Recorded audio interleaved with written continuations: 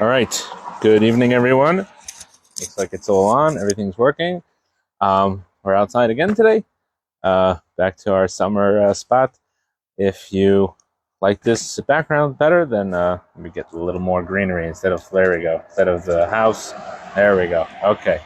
If you like the setup, if the noise, if you have any issues with the noise or the traffic, let us know, and we will try to accommodate the best that we can. Okay. Of course, this class is in the merit of all the Jewish people, especially in Israel, those who need to be rescued, those on the front lines. And okay, let's get into it. In this week's class, we're going to be discussing a very important topic. We're going to be discussing a Talmudic passage that is related to, we're celebrating in a couple weeks. We're celebrating even less than a couple weeks. We're going to be celebrating the 30th Yahrzeit of the Lubavitcher Rebbe. It's a very special day, important day. And how is, the obvious question is, how is the Rebbe, the leader of the Jewish people and of seemingly of the previous generation, how is it related to us? How is he still the leader? How is he still the leader of the Chabad movement and really of all the Jewish people? So let's get into it. This is a Talmud. It tells us in Ta'anit, the tractate that discusses fast, page 5b. Rabbi Yochanan said, our father Jacob did not die. Okay, it's a very bold statement. Our father Jacob did not die. So the Talmud asked the obvious question. Rabbi Nachman said, what is it for nothing that the eulogizers eulogized him, the embalmers embalmed him, and the buriers buried him? Rabbi Yitzchak replied, just as his progeny is alive, so too he is alive. So the Talmud says that Jacob is still alive, but there was a funeral, and they even embalmed him. The Torah describes in detail how he was embalmed, how many days, etc. And the Medrash describes his funeral procession and how he was buried and where he was buried and how important it was where he was buried in the cave next to his father, etc. All these things are discussed in the Talmud. In the Medrash, and discussed in the Torah. So how can you say Jacob didn't die? So he said, no. When his children are alive, he is still alive. And Rashi comments. Rashi is on the Talmud, who is just a simple understanding of the Talmud. He says, rather, he lives forever. Okay, that he says he does not die, he lives forever. And we see similarly, many people have accustomed to saying, David Melch Yisrael Chai V'Kayim. David, the king of Israel, is alive and well. So these are things that seemingly don't make much sense when you're talking about somebody who passed away thousands of years ago. So the question is, what does it mean that a person, their children are alive, their progeny is alive? What does it mean that they are alive? So let's get into it. So it's not just that we're saying that his children are alive, so therefore his children are alive. He's saying his children are alive, it makes him alive, which is very interesting because we know that a Jewish person, the Torah gives us the ability to control the present. The Torah gives us the ability to control the future, right? Based on our actions, we could bring the Moshiach, for example, and that's how we could bring on the future. We can control the present by doing what God wants from us in the moment. But we're seeing here something very unique, that the Torah is telling us we could actually control the past. So what does that mean that a person can control the past and that a person can make someone else alive? And what does it mean? What does it mean life? What do you mean he's alive? Like we said, he was buried. So again, make up your mind. Was he buried or is he alive because his children are alive? So we have to understand a little bit about what is life and what does it mean eternity. The Torah tells us that this is discussed in Tanya, chapter 32, and other places, that when a person engages in the physical, how is that viewed? Even if a person is somebody who really wants something, you really want something physical, material, even that person in that moment understands they're not taking that with them, right? After 120 years, you could really want a piece of pizza. It could be at that moment you could really want it. You know that in 5 minutes the pizza's over. It's not coming with you, not in 5 minutes, and obviously not after 120 years, God willing. There is nothing that is coming physical that is coming with you. So, but however, if a person does a mitzvah, the Torah tells us that when a person does a mitzvah, that bond that he makes with God, with that thing, is forever. So, for example, if a person makes a bond with the money, they take money, and represents, not only represents the money that they have, but it also represents the things that they could use to buy the money with, and it also represents the amount of time and effort a person took to get that money, blood, sweat, and tears to earn the money. And now he turns around, he takes that, and he gives it to someone else for what they need. You've now taken that item and you've bonded it with a mitzvah, which is eternal. A mitzvah is God's will, and therefore a mitzvah is eternal. So what the Torah actually tells us, and the Jewish mysticism tells us, is actually this is like a form of resurrecting the dead. You take something that's inanimate, like money, like food, like a piece of leather that you used to make tefillin or to make a mezuzah, or a piece of food that you're going to make a blessing on and use for your Shabbat dinner. And you could actually take these things that are dead and revitalize them and make them into living eternal things. And when you do a mitzvah with it, you could actually make a bond with that thing that's eternal.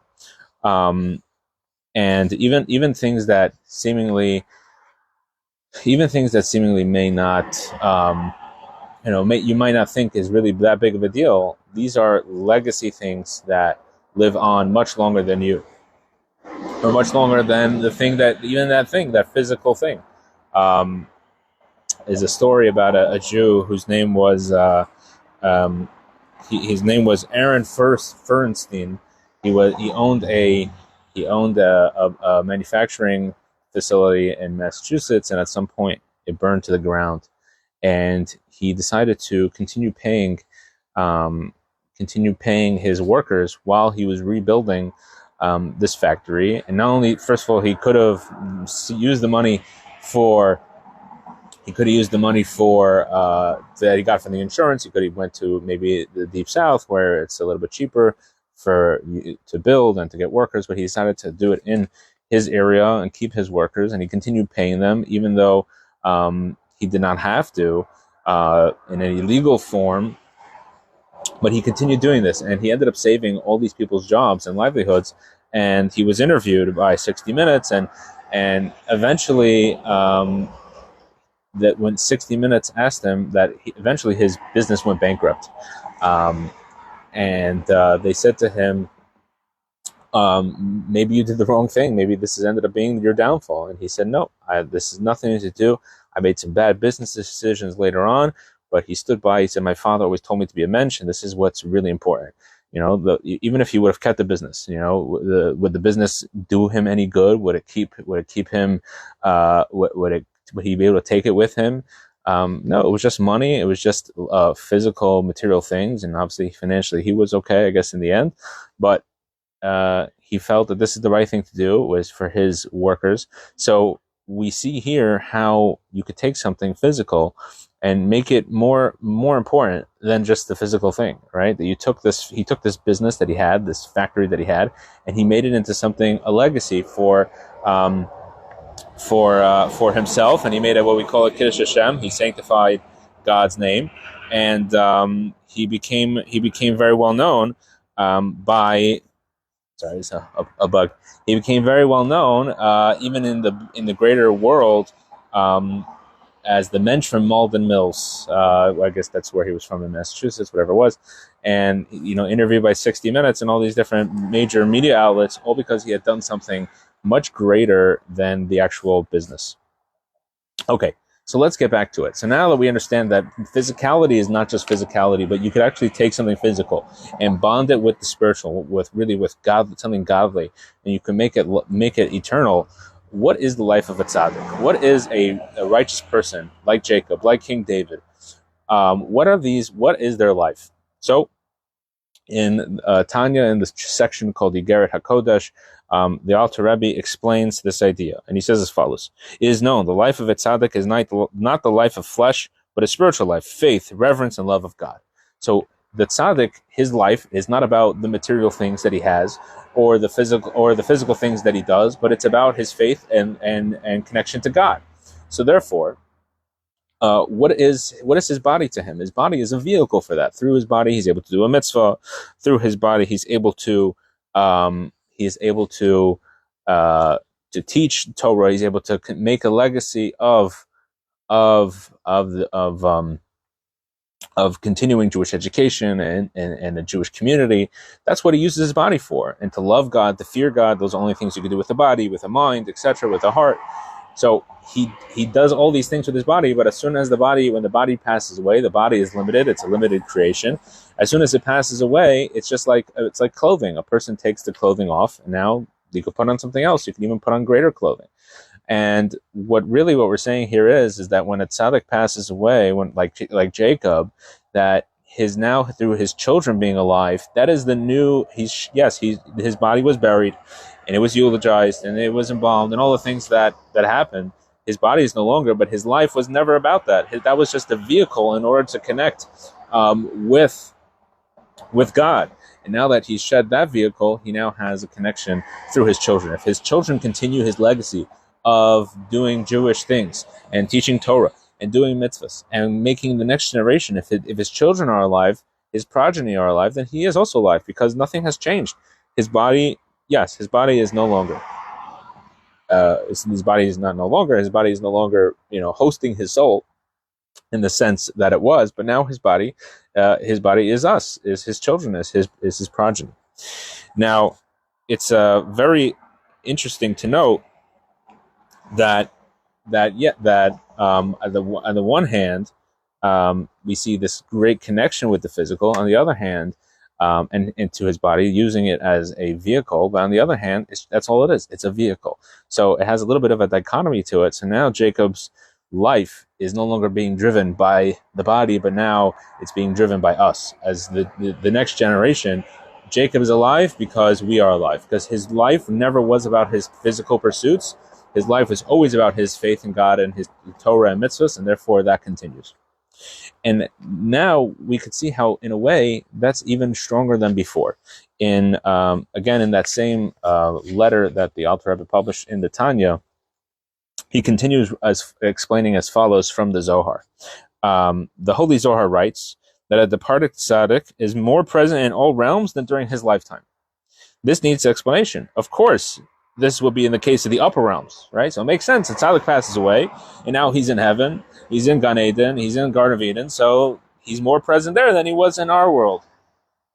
But how could it be that he's more present in this world? So, however, the Alter Rebbe explains that during the tzaddik's life on earth, there are three qualities were expressed with a physical medium, the soul bound to the body. His students only receive but a ray of these qualities which shone forth beyond the confines of the body through his holy speech and thought. After his passing, however, all those close to him can receive from his influence directly from his spirit in the Garden of Eden, now that it is not constrained by the physical limitations of space and time. So the Alter Rebbe over here explains that not only is the body now no longer the vehicle, but actually in a way he's now, because the body is no longer holding him back, because when a person has a body, they have limited time.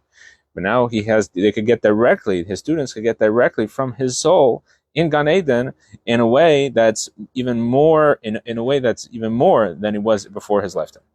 Thus, it is very easy for the students to receive this inspiration for the tzaddik's essential spirit, the faith, reverence, and love with which he served God. The Zohar clearly states that tzaddikim protect the world after their departure more than during their lifetime. If not for the prayers of the tzaddik, the world would not exist for even a moment. So the Alter Rebbe, which, by the way, if you want to learn more about the Alter Rebbe, you should join our Tuesday class, which goes every Tuesday morning on YouTube and Facebook and Instagram about different rabbis, and the Alter Rebbe was one of our latest ones. So shameless plug. So not in a way the Alter Rebbe explains over here that now that his body is no longer holding him back, in a way he's now even more connected to the people, and he could influence them more. And specifically it says that the prayers of a tzaddik, even after he's passed away, is what keeps the world going. And the only reason the world exists is because of the tzaddikim, of the holy righteous people we are connected to, that they pray for us, which is pretty powerful. And now, finally, we could understand even more what does it mean, why we use the word zaro. Zaro means his children or his progeny. It also literally translates as his seed. Now, what does it mean, seed? A seed is something that you plant in the ground, and it could add, not only it accomplishes the thing that you wanted to accomplish, it actually makes a tree, and the tree has fruits, and in these fruits are more seeds, and those seeds each have the power to make their own tree, and a tree could have hundreds of seeds, thousands of seeds, maybe over a course of a tree's lifetime, millions of seeds. So we see that not only in the Tzaddik's lifetime, it's not enough that when his seed and when his children are in a way of seeds, that they continue to generate the next generation of people who follow his ways and follow his teachings, follow his path. We see how actually that's when he's really alive. It's not so because he shed this corporal being, he's now in a spiritual way connected to us. How do we harness that? Is through teaching, and in a way that the next person can become a teacher, essentially, and the next person can continue that path as well. So this is very important that we're now celebrating, commemorating, I guess is the right word, the Rebbe's 30th yahrzeit. Yes, it's been an entire 30 years, which is a long time for people that maybe never even met the Rebbe, never even knew about the Rebbe in his lifetime. But the fact that now we see that there's another generation, this shows that the Rebbe's legacy lives on. This is true life. His life is not just the fact that, yes, there was something that happened and there was a funeral, and that, like we say about Jacob, and there was a funeral, etc., etc. But the fact is that the Rebbe lives on in each one of us by us continuing to teach and to get inspired from the Rebbe's teaching, and then to teach that to someone else.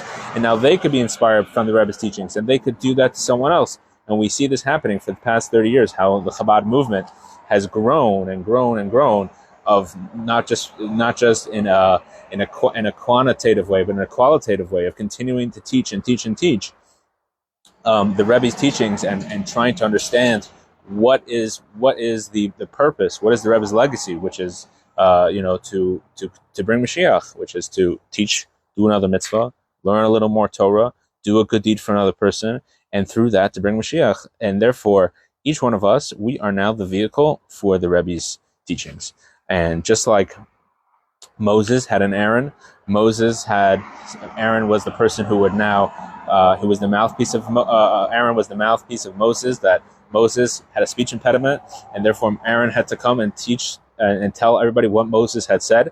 That is how we have to be for this next generation.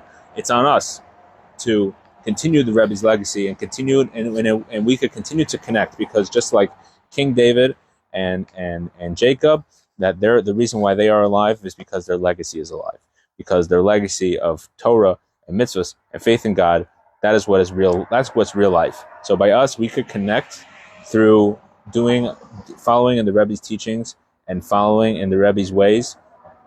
Even though it's going to be almost 30 years, we could still bring that to the next generation and continue making sure that the Rebbe's legacy and ways live on. Thank you everybody very much for joining. Let me know if the background was okay, the background noise. I know some trucks passed by, and God willing, we will see you next week.